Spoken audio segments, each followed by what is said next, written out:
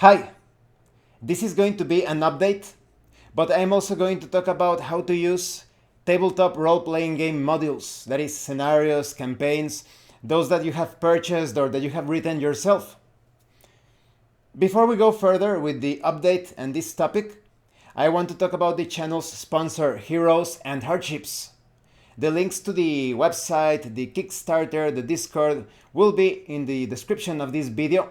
Heroes and Hardships is a universal RPG system that will allow you to play any sort of theme, genre, story. You will be able to create any sort of character that you can imagine. You have hundreds of tools to accomplish that. You have a couple of settings, the Wallace setting based on the life and exploits of William Wallace, and the upcoming Tetsubo setting inspired by the Sengoku era in Japan. So definitely check out those links. All of that will be in the description. Now let's continue. Let's begin with the update for this channel.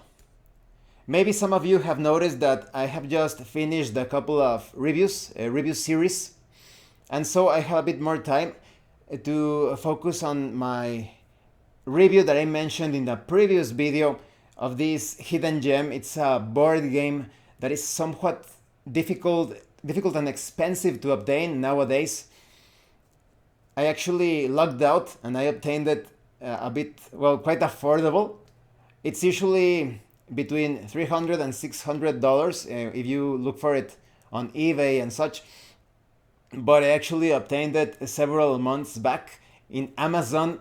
There's quite a bit of a story to that, and I obtained it for like $40, I think. So although it's difficult to obtain a board game, I think it's quite interesting, quite entertaining. That is, even if you never get to play it, it could serve as a concept if you want to create your own board game or if you're looking for something similar. So perhaps in a couple of weeks, I will be able to start a review series featuring that hidden gem, that board game. The other announcement is that just like every month of October, I'm going to have this Scary October event where I try to make as many videos as I can focusing on scary and spooky topics, how different paranormal or occult things are related to tabletop role-playing games. I have already thought about a few things, including a very controversial video. It's quite spooky and potentially alarming because of the implications, but not in the way that you think. It has to do with burial sites and graveyards. But there's quite a bit of a story behind it. I actually became aware of the information that I will share with that video because of a Russian man that produced videos in Spanish, but his channel got completely eradicated shortly after he uploaded that video. That was about a couple of years back, or 2 or 3 years back. So I have been very careful in removing any sort of buzzword that could trigger the YouTube algorithm, and I am going to upload that video during October. That could serve for ideas in your RPG sessions, campaigns, scenarios, so look forward to that. But besides that, I want to ask if you have ideas on scary topics related to role-playing games that I could talk about in October. Not scary reviews. I am still going to be reviewing games during the month of October, but I am not going to focus on horror RPGs. Like maybe somebody will tell me, "Oh, could you review this horror RPG or this scary RPG?" But I was thinking more like suggestions that, "Oh, could you talk about how you could use this entity or this hunting or this scary story in role-playing games?" Things like that, or paranormal happenings, occult things, etc. So any suggestions, any ideas that you have for topics or things to examine during the month of October, please let me know in the comment section.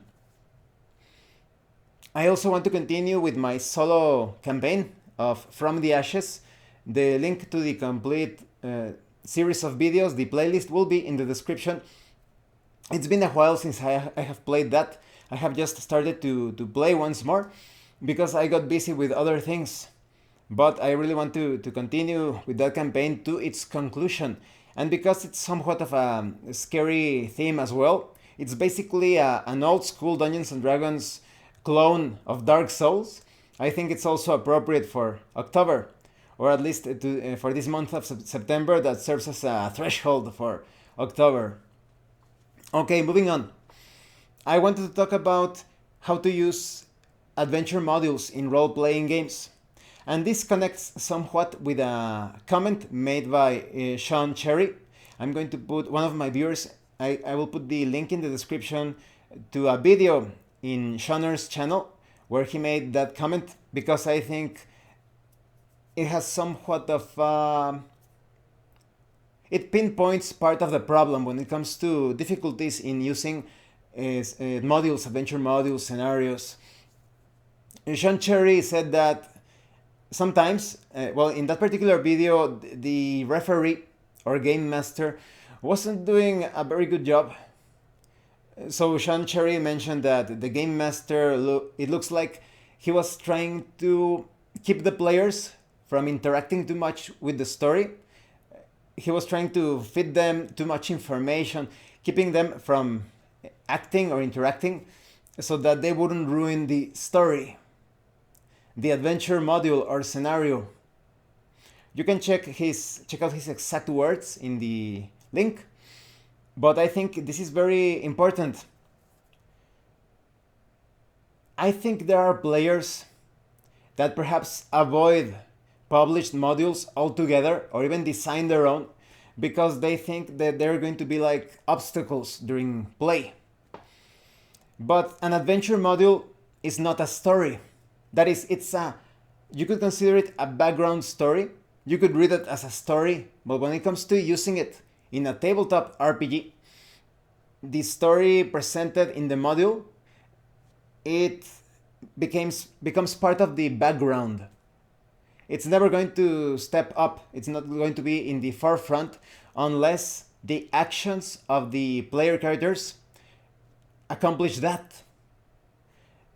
You should give complete priority to the actions of the player characters. They are the ones who are going to be creating a story, not telling a story. They are going to create a story through their interactions with the game world, with the non-player characters, with the objects, with the artifacts, with the zones, the sites. And the game master is not a storyteller. There are role-playing games that have the role of the game master or referee as a storyteller. I think that's fine for simplicity's sake. But as a game master, you are not telling a story from start to finish. You are not writing a book. Just like in solo role-playing games, you aren't either. You're not writing a book in that case either. Because when you write a book, you are already determining the things that will happen. You determine the actions, the outcomes of the fight, what a character is going to do, the results or consequences of that action, of what the character is saying. But in tabletop role-playing games, nothing is certain. So if you are playing a module just as it is written, you are railroading the entire thing. Just like Sean Driscoll from the Shawn channel, he refers to this as being on a Disneyland ride. I usually yes, it could be referred to that as well. I just never use the term, usually avoid using Disney because I don't really like the Disney. But you could say, if you don't like that terminology, you could say that it's a theme park ride. The characters are just there so that the game master or referee takes them through the entire thing. They are very passive. It's as if they are playing some sort of visual novel. For those of you that have not played visual novels, they are kind of like video games, but you are reading the text, you are watching the illustrations, the sounds, kind of like a video game. But depending on the novel, maybe only 3 or 4 times throughout the entire thing, you will be given an option. You will be called forth to make a choice. Oh, do you want to kill that character? Or will you be merciful? Will you step through the door? Or will you enter through the window? Things like that. So there are just a few choices, very minor choices. And in these sessions where the game master or referee or dungeon master is running the module as it is, with no room for the player characters to modify or change what has been placed upon the module in the forms of encounters, the outcomes, the start and the conclusion, the story is going to be too predictable. It's not going to be a role-playing game. It's going to be kind of like sitting around the campfire, but the game master is doing everything, and perhaps every now and then he's allowing the players to say a thing or two, and perhaps just accomplish some inconsequential things. This could be considered not exactly accurate, but that's one of the reasons that sometimes I don't see the appeal of certain popular modules, because I think they are too ingrained within this idea or too stuck within this notion. For example, I have heard a lot of good things about the Pendragon campaign, but when I look at more in-depth reviews and I read some forum posts and all of that, I notice that it's a huge railroad. You have these events set, a chain of events, and you cannot change those key moments. Whatever the player characters do, or they attempt to do, it has no consequence on the major events of the campaign. So I don't like those modules. And in the case of someone who has purchased a campaign, or any sort of campaign that you can think of, Curse of Strahd, the Eyes of the Stone Thief, any sort of campaign, you could think of the module as suggestions as to how things can proceed. In the case of Curse of Strahd, that's an excellent module, one of the best campaigns in my opinion. It's a sandbox campaign and it is incredibly flexible. The player characters can go wherever they like. The only way to ruin that campaign is with a very incompetent game master or dungeon master rather, and a group that is completely passive, because the group is just going to sit there in the middle of the map without thinking about going to this adventure site, trying to defeat this enemy. Maybe because of the responsibility, those players feel it's a bit more comfortable to just lay back and have everyone else, the game master in this case, decide the outcome, because they feel too much responsibility. But then why are you playing a role-playing game if you're not brave enough to interact with the game world? So the Curse of Strahd is an excellent example in my opinion, that there is so much flexibility. Even though you are within the domain of Strahd, you can go anywhere within the map, take on any adventure site. If you wanted to, you could go to the final boss himself, Strahd, but if you are not prepared, you are going to get completely slaughtered. But what if you have a module that is a bit more narrow? What if your adventure module, City of the Spider Queen, it's an adventure arc sort of module, and you have a time limit. If you don't get to this place in time and you stop Iray from becoming incredibly powerful because she is channeling the power of Kiaran Sali, you know, the entire thing that happened in Forgotten Realms, where the Drow weren't receiving powers from Loth. Their goddess had abandoned them. So they had to resort to psionics, to arcane spellcasting, and in the case of Iray, she decided to worship Kiaran Sali to channel the power of Kiaran Sali through her. So in that case, because it's a story arc with a time limit, if you don't get there in time and stop the villain from accomplishing her goal, many bad things will happen. You could think that you need to run things exactly as indicated by the book, but that's not it. The timeline, in that case, the time limit, has certain events that will occur if you take too long in a particular section of the campaign. If you spend like 20 days in this place, then this army of the drow is going to attack this other place. If you take too much time here, this non-player character is going to get killed. So it only means that circumstances will change.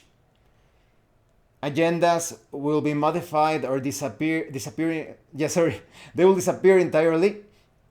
Maybe new objectives or plans will pop up. There are many different non-player characters. Some of them will be available if you take too long or if you deviate or take an alternative route, a different course of action, then you will not meet up with those non-player characters. But that is okay. Anything that the players try to do within the adventure module, or even without it, maybe they take things a bit outside of it, it's only going to enrich the story. As long as the players actually want to play a tabletop role-playing game, as long as they want to role-play, and they want to, yes, to experience the adventures, it's going to make a richer and more complex experience, not complicated. There are going to be more layers when it comes to the plot line. The adventure hooks and seeds are going to feel more satisfying because they are going to develop in unforeseen ways. And if you are thinking, oh no, but I spent all this money in this adventure module, or if you designed your module, maybe you think, oh, I spent all of those hours coming up with these rooms and traps and the corridors and this political drama and all of that, and now the player characters are not going to explore those features. You can always take those and redesign them a bit for future use. It's okay. So I think that when you use an adventure module, you need to be flexible, completely flexible, that the story, the encounters, the elements contained within that book, they are just there to serve as tools. They are not there to dictate the course of things. So back to the comment of Shawn Cherry, he was saying that those game masters that don't want the players to ruin their story, the story. This is not your story. I think I heard that in another, was it in another video or in a comment? If someone knows about that, please let me know in the comment section. But someone said that this is not your story. This is the story of everyone, of the dungeon master and the players. The story is going to be created because of the interactions with the game world, because of roleplay, because of actually role-playing the game. It's not going to be that you are mentioning everything that the player characters are going to do, that is as a game master or referee. You're not going to be acting as a puppet master, manipulating the actions and the words and the thoughts and feelings of the player characters. You're going to present the situations, and the player characters are going to react or interact with those situations. And so the story is created organically, it unfolds, it is developed. So when it comes to adventure modules, if you are purchasing those modules or if you are designing your own modules, the experience at the game table is going to be, in most cases, completely different when compared to the situations described in the module. The module is just there to support you with ideas, with, depending on the game, with high technology, magical items, interesting non-player characters, many sites to explore, zones, areas. So they should be used, adventure modules should be used as a way to support your own ideas, not to encase your own thoughts and the thoughts of the players into a very narrow view of how a story should proceed. And that's about it. I hope you found this information useful or entertaining. Remember to please offer suggestions on scary topics or themes or anything that I could talk about during October. I will find ways of figuring out how to introduce those scary or spooky elements into role-playing games. So thank you for watching this video, and thank you so much to those of you that are going the extra mile to support the channel. If anyone else wants to further support the channel, you can send an Amazon gift card or a drive-thru RPG gift certificate. The information on how to do that will be in the description below. Once again, Thank you and see you later.